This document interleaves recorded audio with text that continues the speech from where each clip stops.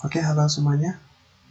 Nah, hari ini kita akan membahas tentang mata kuliah teknologi basis data untuk pembahasan tentang arsitektur basis data terdistribusi.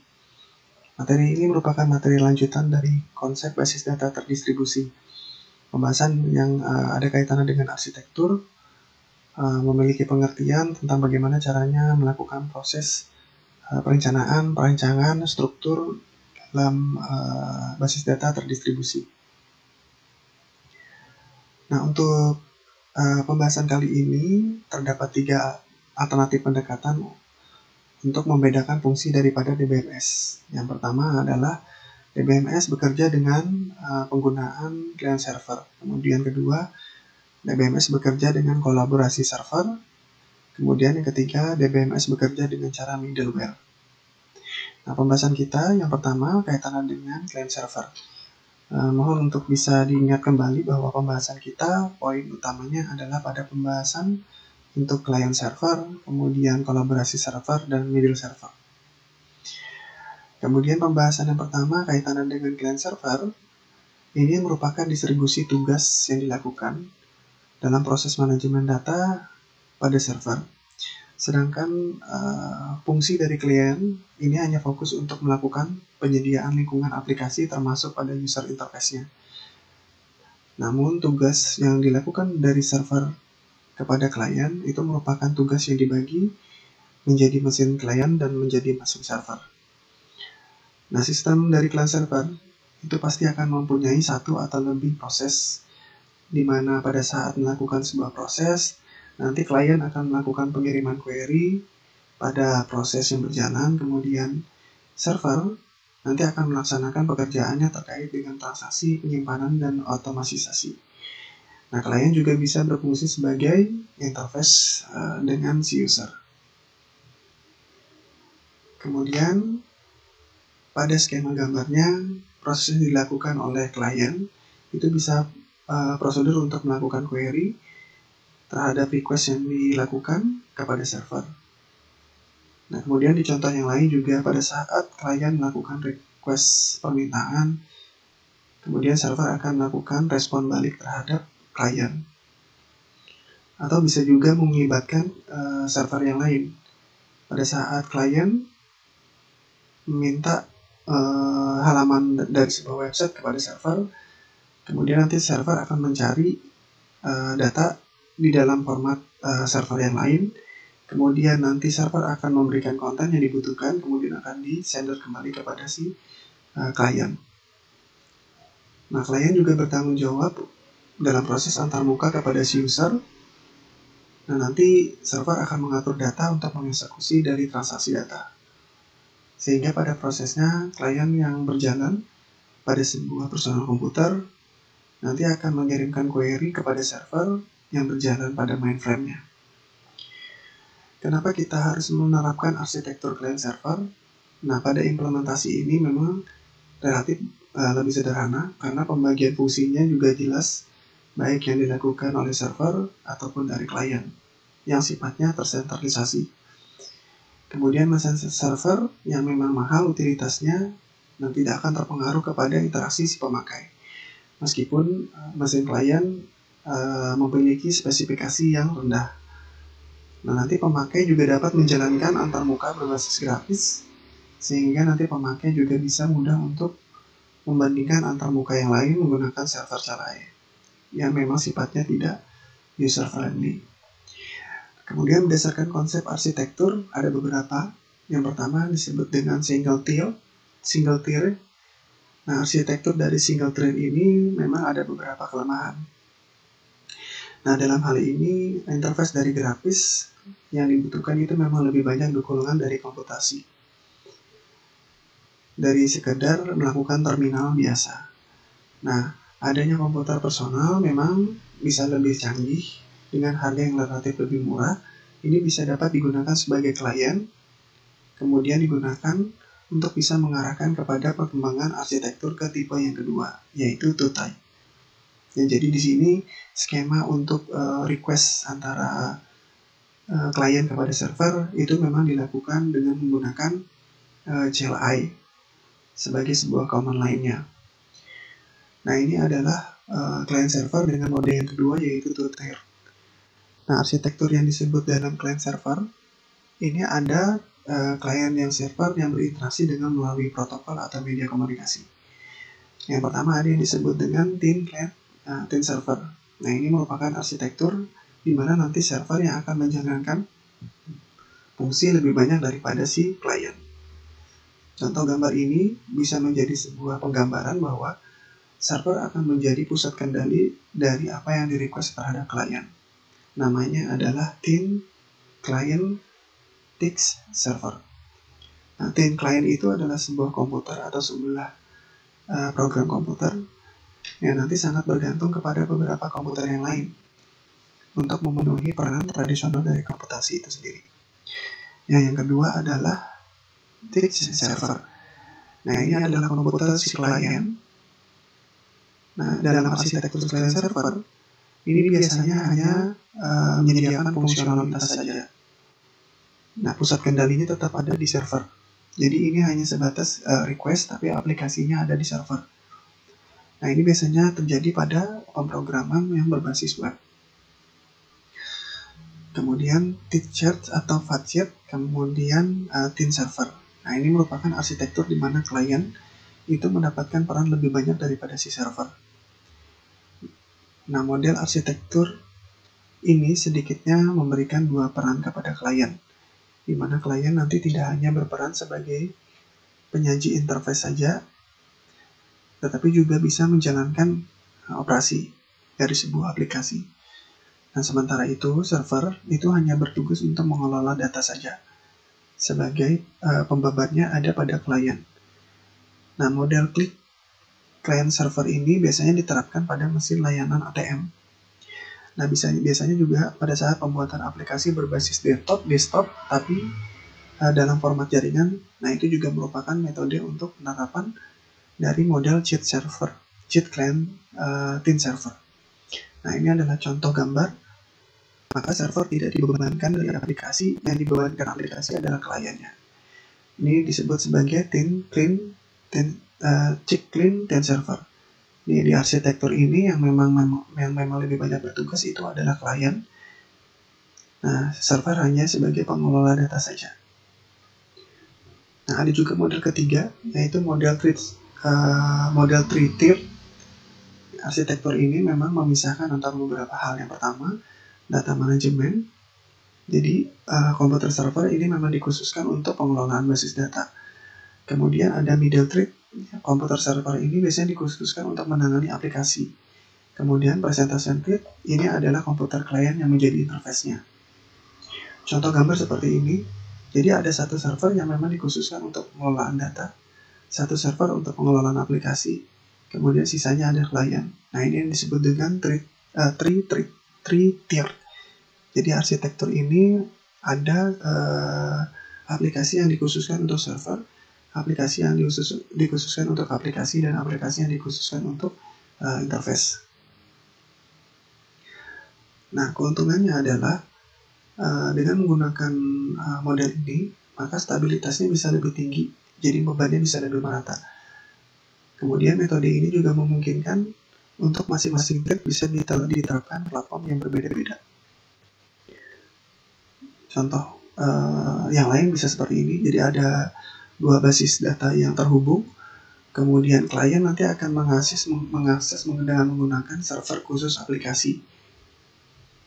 Ya, jadi klien tidak langsung berinteraksi dengan basis data, tapi ada server yang dikhususkan buat layout dari aplikasinya. Kemudian ada kolaborasi server yang kedua. Nah, arsitektur dari ini itu memang tidak mengizinkan hanya satu. Arsitektur untuk client server itu memang tidak mengizinkan satu query mengakses banyak server. Jadi di konsep client server itu memang satu server biasanya di request hanya oleh satu klien saja. Nah, karena proses klien itu harus terbagi ke dalam beberapa query, maka nanti dieksekusi dengan tempat yang berbeda, maka kemungkinan besar untuk membagi ke sub query-nya juga berbeda. Nah, itu yang dilakukan oleh collaboration server. Kemudian proses klien memang cukup kompleks, memang terjadi overlap atau over request. Nah, sehingga memang ada perbedaan yang terjadi antara klien dan server. Nah, memang untuk melakukan penerapan ini memang menjadi sebuah alternatif yang bisa menjadi solusi dalam penerapan dari client server itu sendiri. Jadi pada sistem ini nanti terdapat banyak server yang menjalankan transaksi secara lokal, kemudian nanti bekerja sama untuk menjalankan transaksi di beberapa server. Jadi ada server yang nanti diserahkan query dari server utama. Jadi dibagi. Nah, penerapan ini juga bisa untuk melakukan penerapan fragmentasi atau pembagian data yang dilakukan secara replika atau secara fragmentasi. Oke, next selanjutnya kemudian sistem middleware. Yang terakhir ketiga, pada sistem client server biasanya memang tidak memungkinkan untuk suatu query pada klien itu dijalankan secara multiple server. Nah, karena tidak ada mekanisme dari kolaborasi juga tidak bisa menerapkan hal ini, maka sistem middleware ini bisa dirancang untuk memungkinkan pada saat satu query itu dijalankan secara bersama-sama oleh server di dalam basis data yang tidak mengelola eksekusi secara multiple di satu tempat. Untuk kolaborasi dari subquery dan eksekusi dari join itu bisa dilakukan dengan perangkat lunak sendiri. Nah, itu disebut dengan middleware. Kemudian kita lanjut pada materi berikutnya, yaitu adalah komponen arsitektur dari DDBMS. DDBMS ini merupakan singkatan dari Distribution Database Management System. Nah, pada arsitektur ini ada 4 komponen utama dalam pembentukan Distribution Database Management System. Yang pertama adalah DBMS lokal. Kemudian yang kedua adalah komunikasi data. Kemudian yang ketiga adalah katalog sistem global atau yang disebut dengan global katalog server. Yang terakhir adalah komponen DBMS itu sendiri. DDBMS itu sendiri. Secara skema gambar kurang lebih seperti ini. Jadi ada database yang nanti dikelola oleh DDBMS. Kemudian di situ ada komunikasi data.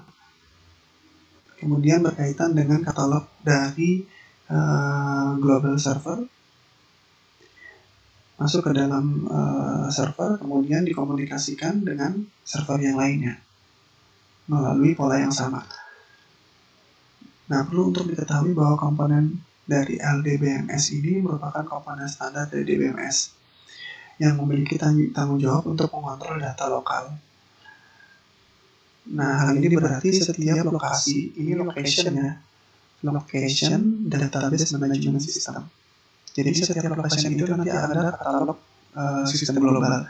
Masing-masing itu bisa berisi dari informasi tentang data. Jadi katalog sistem global ini merupakan tempat yang biasa untuk menampung alamat email, alamat dari IP address, kemudian alamat dari domain. Itu biasanya disimpan di CGS atau katalog sistem global. Nanti komponen ini juga bisa komponen dari komunikasi data ini nanti akan melakukan fungsi komunikasi dari satu klien terhadap server atau dari server kepada server yang lainnya. Nah, ini kaitannya dengan isi dari situs atau isi dari paket yang akan dikirimkan. Nah, katalog dari sistem global ini nanti berisikan tentang distribusi dari sistem seperti fragmentasi, seperti replikasi, kemudian alokasi. Nah, komponen ini juga bisa mengatur dirinya sendiri untuk bisa melakukan distribusi data, juga bisa melakukan fragmentasi, juga bisa melakukan replikasi secara keseluruhan. Nah, di dalam katalog lokal, itu di setiap setnya, itu memang terdiri dari beberapa metadata yang saling terhubung dengan data yang disimpan. Nah, untuk keterhubungannya, itu biasanya disimpan di beberapa situs. Hal ini merupakan tanggung jawab dari setiap katalog lokal yang ada di masing-masing DDBMS. Nah, mereka nanti akan bisa melakukan pendefinisian dari fragmen, bisa melakukan replikasi, kemudian melakukan pencatatan di alokasi tersebut. Kapanpun fragmen dan replikasi itu digunakan pada lokasi tersebut, maka nanti lokal katalog itu akan melakukan updating terhadap perubahan sehingga nanti fragmen bisa ketahui lokasinya. Komponen DBMS terdistribusi itu nanti akan melakukan pengendalian unit di sebuah sistem. Kemudian ada yang disebut dengan arsitektur paralel dari DBMS. Arsitektur paralel dari DBMS itu tergantung dari bagaimana penggunaan dari memori, tergantung dari penggunaan disk bersama, kemudian tergantung dari penggunaan share routing atau yang dilakukan secara sendiri-sendiri. Nah, arsitektur yang bekerja secara sendiri-sendiri itu memang hampir sama dengan DBMS. Nah, tapi distribusi data yang dilakukan itu sifatnya paralel. Memang dia akan bekerja sesuai dengan kinerjanya sendiri. Nah, pada DBMS ini merupakan pendistribusian yang dilakukan secara geografis, administratif, dan terpisah. Nah, jaringan komunikasi ini bekerja pasti akan terjadi secara lambat karena akan dilakukan proses sinkronisasi di sana. Nah, sedangkan pada node paralel itu hubungan antara komputer itu akan dilakukan pada situs yang sama. Contohnya seperti ini. Jadi ada jaringan, di mana jaringan ini nanti akan menghubungkan beberapa personal komputer terhadap DBMS yang terpisah. Jadi DBMS ini memang terpisah, tidak terhubung secara DBMS terdistribusi, jadi dia bekerja sendiri-sendiri, tapi dia akan terhubung dengan menggunakan internet, misalnya seperti itu. Seperti yang sudah saat ini terjadi dengan kita ya, ketika kita terkoneksi dengan internet. Kemudian arsitektur share memory. Ini kaitannya dengan prosesor tunggal yang dikenal dengan nama symmetric multiprocessing. Nah, metode ini biasanya dibentuk dalam workstation ya. Jadi workstation itu punya beberapa mikroprosesor yang bekerja secara paralel. Kemudian dengan menggunakan reduced instruction set komputer, nanti dia akan berbasis mesin. Dia nanti akan membentuk mainframe yang besar yang di dalamnya terdiri dari beberapa mikroprosesor. Cara bekerjanya seperti ini. Jadi tetap terkoneksi dengan database yang terpisah secara paralel. Kemudian dia diakses dengan menggunakan memori yang dibagikan. Jadi memori ini akan bisa dibagikan ke personal komputer CPU yang lainnya. Nah, model arsitektur ini bisa berjalan optimal apabila aplikasi dilakukan secara tersentralisasi dan kebutuhan untuk keberadaan data dengan melakukan kinerja yang tinggi. Jadi setiap prosesor itu bisa mengakses langsung ke semua disk yang ada di komputer yang lain. Tetapi prosesor tersebut itu tetap memang memiliki memorinya sendiri-sendiri. Jadi ada yang disebut dengan arsitektur cluster. Nah, di mana penggunaannya memang sendiri-sendiri. Arsitektur ini memungkinkan kita bisa menggunakan memori di komputer yang lain. Ini ada yang disebut dengan arsitektur shared routing. Jadi ini sudah bersifat acak ya. Jadi apa saja bisa dibagikan di sini. Misalnya di CPU, dia bisa membagikan memorinya kepada CPU yang lain. Dan dia juga bisa membagikan datanya ke komputer yang lain dengan menggunakan jaringan internet. Nah, arsitektur dari shared routing ini bisa dikenal dengan nama MPP atau Massively Parallel Processing. Jadi, ruang lingkup arsitekturnya itu bekerja dengan beberapa prosesor. Nah, di mana setiap prosesor itu nanti merupakan bagian dari sistem yang lengkap. Di dalamnya ada memori dan disk. Kemudian basis data ini bisa dipartisi dengan melakukan fungsi dari semua disk. Jadi semua itu terhubung basis datanya, sehingga personal komputer yang lainnya bisa menggunakan komputer atau PC dari data komputer yang berbeda. Kemudian next selanjutnya ada yang disebut dengan standarisasi DBMS. Standarisasi DBMS itu bisa berdasarkan komponen. Jadi komponen juga bisa punya standarisasinya. Yang pertama, bisa juga berdasarkan fungsi. Ya.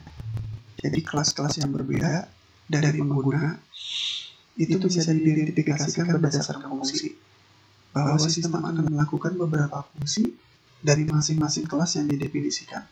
Jadi spesifikasi dari sistem dalam kategori itu biasanya bisa menentukan struktur dari hierarki untuk kelas pengguna. Nah, juga standarisasi berdasarkan data. Jenis data yang berbeda itu harus diidentifikasikan. Dan sebuah kerangka kerja arsitektur itu ditentukan berdasarkan pendefinisian dari unit fungsional. Nah, ini akan kita sadari bahwa penggunaan data itu memang sesuai dengan pandangan yang berbeda. Jadi, pendekatannya bisa dilakukan dengan pendekatan data logikal. Nah, ini bisa menjadi sebuah pilihan untuk melakukan standarisasi. Pendekatan data logikal bisa persamaan penggunaan dari tipe data atau struktur data. Kemudian standarisasi DBMS berdasarkan arsitektur ANSI dan SPARS. ANSI itu adalah American National Standard Institute, atau SPARS. SPARS itu adalah Standard Planning Recruitment Committee. Nah, ini adalah merupakan standar ANSI atau standar PAK, merupakan organisasi yang menstandarkan DBMS.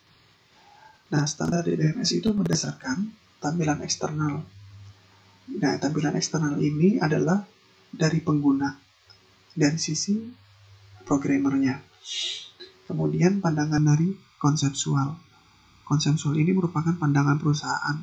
Jadi masing-masing pandangan perusahaan itu ditentukan berdasarkan definisi skema yang sama, karena distandarkan. Kemudian berdasarkan pandangan internal, yaitu pandangan dari sistem yang distandarkan atau mesin yang distandarkan.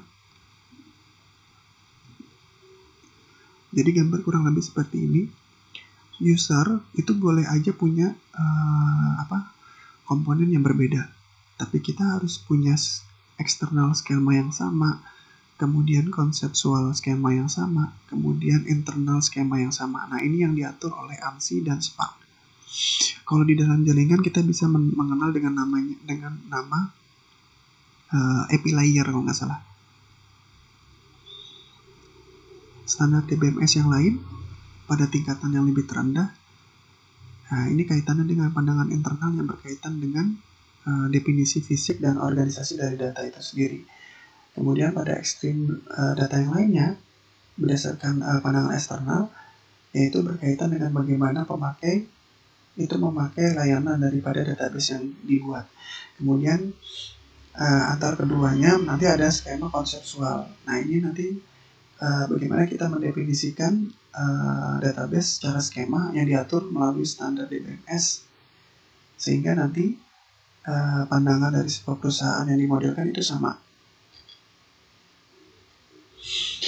Jadi ada yang disebut dengan beberapa hal yang kaitannya dengan standar, yaitu berdasarkan otonomi sistem lokal, berdasarkan distribusi, dan berdasarkan heterogenitas.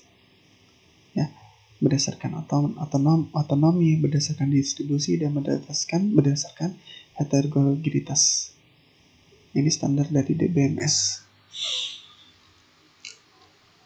Jadi dari gambar ini kita bisa mengetahui bahwa dari sisi otonomi bisa mengacu kepada distribusi kontrol. Kemudian hal-hal yang berkaitan dengan DBMS secara individu itu bisa beroperasi secara independen. Nanti ada 3 alternatif. Yang pertama berdasarkan ketat integrasi, berdasarkan semi-autonomous system, kemudian berdasarkan isolasi total. Nah, bagaimana itu bisa terjadi? Nah, berdasarkan ketat integrasi, seluruh database yang tersedia untuk setiap pengguna yang ingin berbagi informasi itu nanti dapat berada di beberapa database. Kemudian ada sudut pandang pengguna, nanti data secara logis itu bisa terpusat dalam suatu database. Kemudian berdasarkan semi-autonomous system, DBMS itu bisa dioperasikan memang secara independen. Nanti masing-masing DBMS itu bisa menentukan mana DBMS yang bisa dimiliki oleh mereka sendiri dan mana DBMS yang diakses oleh database yang lainnya. Kemudian berdasarkan total isolasi, jadi sistem DBMS yang bersifat individu nanti itu bisa berdiri sendiri dan tidak diketahui oleh database yang lainnya berdasarkan akses ya. Jadi nanti mereka tidak bisa mengetahui akses tentang bagaimana caranya mereka berkomunikasi. Nah, ada tadi yang disebut dengan distribusi. Nah, distribusi ini mengacu kepada distribusi data. Nah, kita tidak dapat mempertimbangkan distribusi fisik data kalau kita melalui beberapa situs. Jadi pengguna hanya bisa melihat dari satu data logis saja. Ada dua alternatifnya. Pertama, client server terdistribusi, kemudian yang kedua peer-to-peer. Jadi kalau menggunakan client server distribusinya itu memang seperti biasa. Jadi tugas manajemen datanya ada di server. Nanti kliennya fokusnya untuk interface saja. Atau peer-to-peer. Nanti tidak ada beda. Kalau peer-to-peer itu antara klien sama server tugasnya sama. Jadi secara fungsionalitas DBMS itu bisa diatur oleh klien dan bisa diatur oleh server. Terus ada yang disebut dengan heterogenitas. Jadi ini bisa terjadi kalau memang bentuk dari sistem terdistribusi. Nah, mulai dari bentuk heterogenitas ini bisa dimulai dari perangkat keras, dan pembedanya bisa ada di protokol, kemudian ada di manajer data. Jadi ini nanti mewakili data dengan alat pemodelan yang berbeda, karena ini berbeda ya, tapi bisa dilakukan dengan ekspresif yang melekat, kemudian ada keterbatasan model secara individu. Jadi secara heterogenitas ini dalam menggunakan bahasa query itu memang tidak hanya melibatkan penggunaan paradigma yang sama sekali berbeda dengan akses data, tetapi juga bisa mencakup dengan perbedaan dari bahasa yang berbeda. Bahkan ketika sistem individu ini menggunakan model yang sama, itu database tetap bisa diakses walaupun dengan konsep bahasa program yang berbeda. Oke, sekian dulu materi untuk hari ini terkait dengan arsitektur basis data terdistribusi. Kita berjumpa lagi pada materi selanjutnya. Terima kasih.